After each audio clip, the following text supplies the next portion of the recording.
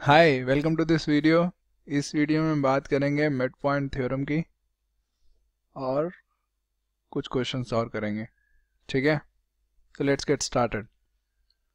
So mid point theorem क्या है? Mid point theorem ये कहती है कि the line segment joining the mid points of two sides of A triangle, जैसे हमने ए बी और ए सी के मिड पॉइंट्स को कनेक्ट कर लिया।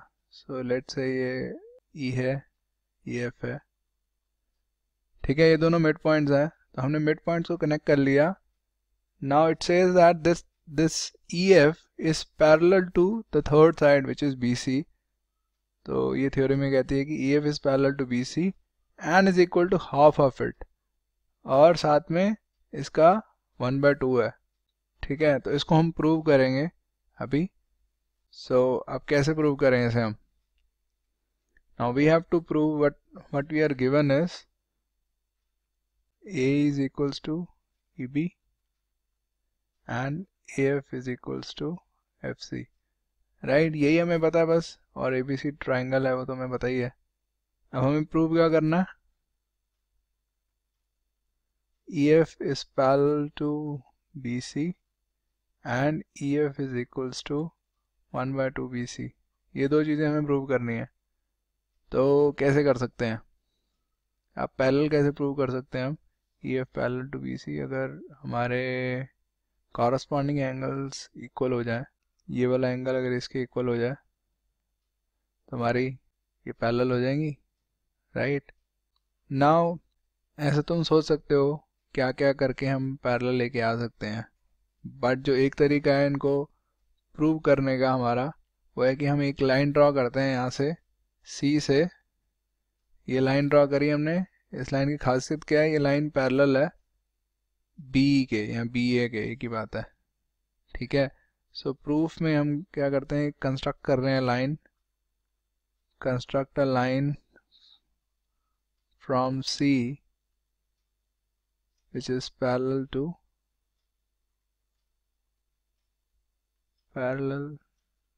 to BA। ठीक है, अब ये लाइन BA के पैरेलल है, और EF को हम एक्सटेंड कर देते हैं इस लाइन के ऊपर मीट करने पे। तो लेट्स से EF आगे जाके मिलता है D पॉइंट पे। ठीक है, तो this is what we have now. हमें बेसिकली अल्टीमेटली प्रूव क्या करना है कि EF पैरेलल है BC के, और EF इज 1/2 ऑफ BC। ठीक है, तो let's start with this triangle AEF और DFC। नाउ इन दो ट्राइंगल्स में ये एंगल इक्वल है, राइट? क्यों इक्वल है? Vertically opposite angles. और ये एंगल इसके इक्वल है। क्यों इक्वल है? Alternate interior angles, right? क्योंकि BA is parallel to CD, so these two are alternate interior angles. कोई साइड भी इक्वल है? Yes, this side is equals to this side, right? क्यों? क्योंकि हमें पता है ये AF is equal to FC है। सो हमारे कॉन्ग्रुएंट प्रूव हो जाएंगे।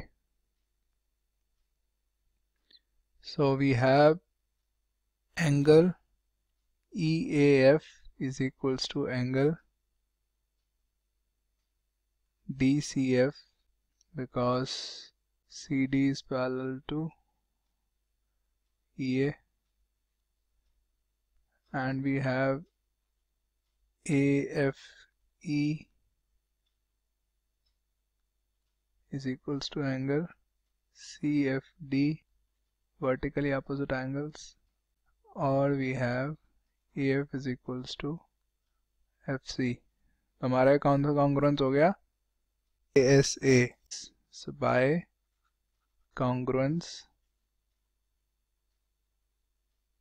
theorem we have triangle AEF congruent to triangle। now A के अपोजिट कौन सा एंगल आएगा? C एंगल आएगा। F के अपोजिट कौन सा आएगा? FE आएगा। तो बीच में जो बच गया, ठीक है। Now from this what can we conclude? Now इससे हम देख सकते हैं कि जो DC है हमारा CD, वो किसके इक्वल है? CD is equals to AE। Right, क्योंकि corresponding sides of congruent triangles are equal, right. C D is equal to A आ गया हमारा, और क्या आ गया हमारा, E F is equals to F D, right. ये दोनों आ गए हमारे क्योंकि कॉरस्पॉन्डिंग साइड्स इक्वल होती हैं, ठीक है।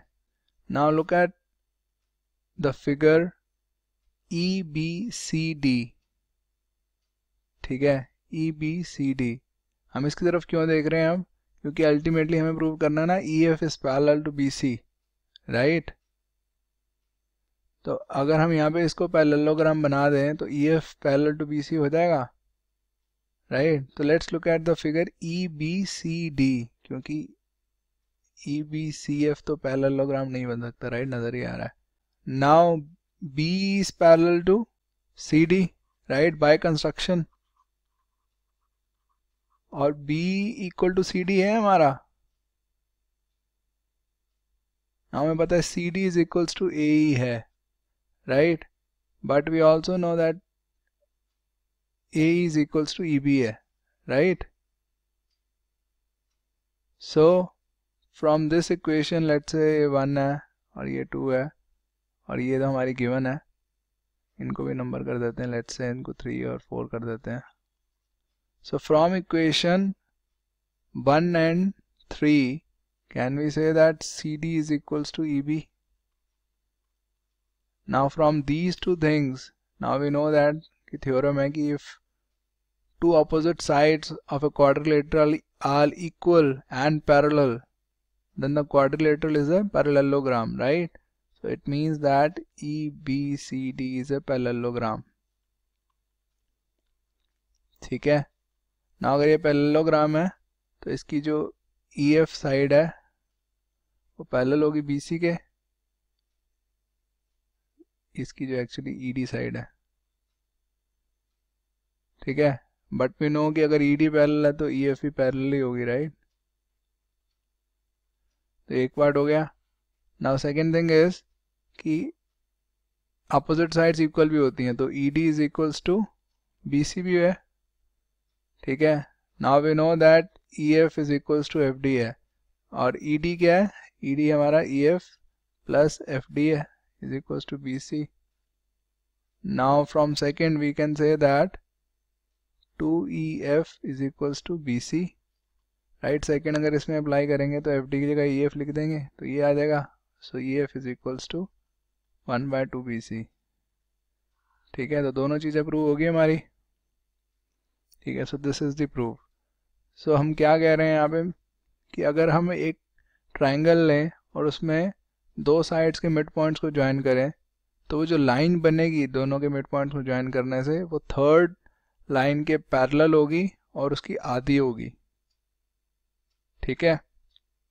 Now let's look at the second theorem, ये उसकी कन्वर्स है, ठीक है। तो इसमें हम क्या बोल रहे हैं कि हम बोल रहे हैं कि अगर एक साइड के मिड पॉइंट से एक लाइन ड्रॉ करें जो पैरेलल है to another side, so let's say ये ए बी का मिड पॉइंट हमने लिया, लेट्स से ई, और इससे हमने लाइन ड्रॉ करी which is parallel to B C, और ये जाके मीट हुई ए सी पे एफ पे, ठीक है। तो हम ये कह रहे हैं कि ये इसके मिड पॉइंट पे मिली है, कि F is the mid point of A C. तो हमें गिवन क्या है, अब ये थोड़ा सा ध्यान से समझो, हमें गिवन क्या है कि E is the mid point of A B, तो ये हो गया। और हमने लाइन इस तरह से ड्रॉ करी है ये कि such that E F is parallel to B C, ठीक है। हमने कंस्ट्रक्ट ही ऐसे करी है। Now what we need to prove is कि अब ये जो जाके वहाँ पे मिली है एफ पॉइंट पे ए सी पे, तो वो बाइसेक्ट कर रही है, तो A F is equals to F C है, ठीक है। सो कैसे प्रूव करें, अब देखो इसको प्रूव करने का तुम खुद भी तरीका सोच सकते हो, बट जो एक तरीका जो बड़ा सिंपल है और मतलब काफ़ी कंसाइज है वो ये है कि अगर हम देखें, हम लेट्स से कि अगर लेट्स सपोज कि actually F point mid point नहीं है, तो हम यहाँ पे प्रूफ बाय कॉन्ट्रडिक्शन कर रहे हैं। प्रूफ बाय कॉन्ट्रडिक्शन होता क्या है कि हम कुछ चीज़ एज्यूम कर लेते हैं, जो हमने प्रूव करनी होती है उसका अपोजिट एज्यूम कर लेते हैं। तो अगर हमें बाद में जाके कुछ कॉन्ट्रडिक्शन निकलती है, कुछ हमें लगता है कि हम कुछ करना कुछ ना कुछ गलत कर दिया है, तो हमें पता लग जाए कि पूरे अगर लॉजिक में हमने गलत नहीं करा है तो अल्टीमेटली हमारी जो ओरिजिनल अजम्पशन थी वो गलत है। तो ओरिजिनल अजम्पशन गलत है तो मतलब जो हमने एज्यूम करा था कि ये चीज़ ऐसी है वो ऐसी नहीं है। हमने जो उल्टी चीज़ एज्यूम करी थी तो वो उल्टी की उल्टी सीधी हो जाएगी। तो हम अभी समझते हैं क्या कह रहा हूँ मैं। तो जैसे यहाँ पे अब हमें प्रूव क्या करना है कि एफ पॉइंट यहाँ का मिड पॉइंट है, राइट। तो लेट्स से एफ पॉइंट यहाँ का मिड पॉइंट नहीं है, लेट्स यहाँ पे डी पॉइंट इसका मिड पॉइंट है एक्चुअली, हम ये कह देते हैं। तो हम यहाँ से कनेक्ट कर देते हैं ई को डी से, ठीक है। तो let's assume that f is not the midpoint, then let's assume some other point d is the midpoint, ठीक है। तो अब d को हम e से कनेक्ट कर देते हैं, ठीक है। सो नाउ हमने अगर कनेक्ट कर दिया तो e और d दोनों के मिड पॉइंट्स हो गए ab और ac के, राइट। तो हमने अभी थ्योरम पढ़ी थी ना, अगर मिड पॉइंट हम कनेक्ट करते हैं तो क्या होता है, ED must be parallel to BC। क्यों, मिड पॉइंट थ्योरम हमने भी पढ़ी थी, right. But we also know EF is parallel to BC। अब ये दोनों लाइंस कॉमन लाइन को पैरेलल है तो ED must be parallel to EF, right. But हम देख पा रहे हैं कि ED और EF तो इंटरसेक्ट कर रही हैं ये पॉइंट पे, तो this is not possible, right. तो हमने कुछ ना कुछ गलती करी है। हमने गलती कहाँ पे करी है, अब यहीं पुरानी पहली अजम्पशन पे ही गलती करी होगी। तो हमने जो एज्यूम करा था f is not the mid point is not correct, ठीक है। So therefore our assumption is incorrect, therefore f is the mid point. तो इसे हम बोलते हैं प्रूफ बाय कॉन्ट्रडिक्शन, कि हमने कुछ पहले एज्यूम करा फिर बाद में कॉन्ट्रडिक्शन आ गई। कॉन्ट्रडिक्शन यही है कि दो पैरेलल साइड कैसे मिल सकती हैं, तो कुछ ना कुछ गलती हुई है, तो इसको हम बोलते हैं प्रूफ बाय कॉन्ट्रडिक्शन, ठीक है। अब यहाँ पे तुम्हारे दिमाग में आ सकता है कि मुझे कैसे पता लगेगा कि यहाँ पे प्रूफ बाय कॉन्ट्रडिक्शन लगाना है, इसको मैं याद करूँ इस प्रूफ को। थोड़ा बहुत ठीक है, ये चीज़ याद भी करनी पड़ेगी, बट मेन है कि तुम्हें थोड़ा बहुत समझना भी है, ठीक है। ऑफ कोर्स ये बात है कि यहाँ पे अब ये जो चीज़ है कि यहाँ पे डी पॉइंट लगाना है या फिर हमें एज्यूम करके चलना है कि ये एफ नहीं है, ये प्रूफ बाय कॉन्ट्रडिक्शन के थ्रू सॉल्व करना है। ये चीज़ हमें एकदम से पेपर में 5-10 मिनट में याद आनी मुश्किल है अगर हम बिना कुछ करे इसको सॉल्व करने लगेंगे। हो सकता है कि हम मैथ की प्रैक्टिस करते रहें तो कुछ टाइम बाद हमारे दिमाग में अपने आप आइडियाज आने शुरू हो जाएं, बट इतने आसान नहीं है। तो थोड़ा बहुत हमें ध्यान भी रखना है कि हाँ इस थ्योरम को ऐसे प्रूव करते हैं, बट मेन है कि वो अगर थोड़ा सा याद कर लिया कि हाँ इसको प्रूफ बाय कॉन्ट्रडिक्शन करना है, बट बाकी चीज़ें हम समझनी है कि प्रूफ बाय कॉन्ट्रडिक्शन क्यों एग्जिस्ट करता है और क्यों ठीक है, और हमारे स्टेप बाय स्टेप हम कैसे सॉल्व करना, ठीक है।